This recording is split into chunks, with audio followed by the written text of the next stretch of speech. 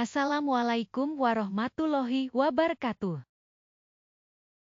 Apa kabarnya? Saya doakan sehat selalu. Pada video kali ini akan membahas tentang cerita 3 ide besar yaitu Bu Nona. Bu Nona adalah seorang guru SD yang selalu mengharapkan murid-muridnya belajar dengan baik di kelas. Ia merasa sudah melakukan segala upaya untuk mengajar, namun selama ini selalu terdapat 2 tantangan yang membuat kualitas belajar muridnya belum optimal.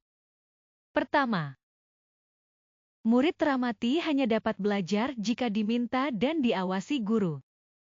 Setiap kali ia berhalangan hadir masuk kelas atau keluar dari kelas beberapa saat saja, sebagian besar murid di kelas langsung merasa bebas dan tidak melakukan pekerjaan yang harus dilakukan. Kedua, setiap tahun selalu saja ada ketimpangan antara sekelompok murid yang cemerlang, yang biasa-biasa saja, dan yang masih tertinggal jauh.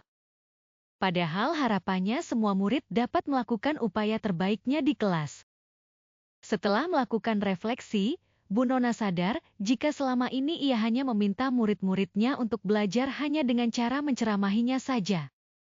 Sementara ia sendiri tidak pernah belajar untuk mencari tahu lebih jauh dan mempelajari solusi yang dapat dilakukan untuk menghadapi tantangan di kelas. Selama ini Bu Nona hanya belajar mengikuti forum diskusi guru atau pelatihan, jika diminta kepala sekolah, atau jika ada insentif dan sertifikat saja. Akhirnya Bu Nona mulai melakukan perubahan.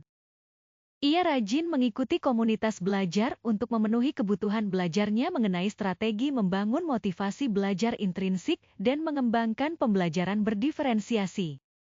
Kebutuhan belajar ini ia sadari dari proses berbincang dan berdiskusi dengan rekan sejawat di sekolah. Setelah mempelajari dan mengadopsi praktik baik dari guru-guru lain, secara perlahan Bu Nona akhirnya dapat mulai menumbuhkan motivasi belajar intrinsik bagi murid-muridnya dan memenuhi kebutuhan murid yang beragam, sehingga perlahan dapat meningkatkan kualitas belajar di kelas. Bu Nona sadar bahwa tugas guru bukan hanya mengajar, tapi juga belajar. Setiap orang perlu terus belajar untuk bisa menjadi lebih baik. Terima kasih sudah menyimak sampai selesai dan semoga bermanfaat.